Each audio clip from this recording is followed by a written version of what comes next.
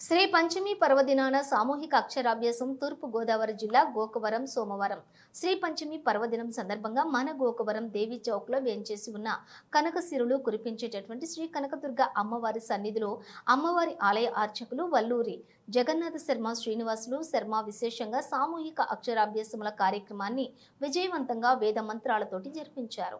తల్లిదండ్రులు అమ్మవారికి ప్రత్యేక పూజలు జరిపించి ఈ కార్యక్రమంలో పాల్గొన్నారు.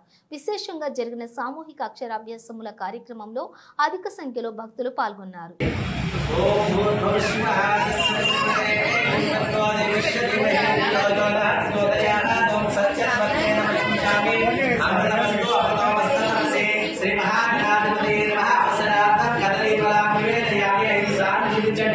ఓం ప్రాణాయ స్వాహ 5 సార్లు మీరు పెట్టిన ప్రసాదాన్ని స్వామివారి తల చూపించండి. ఓం ప్రాణాయ స్వాహ, ఓం అపానాయ స్వాహ, ఓం యానాయ స్వాహ.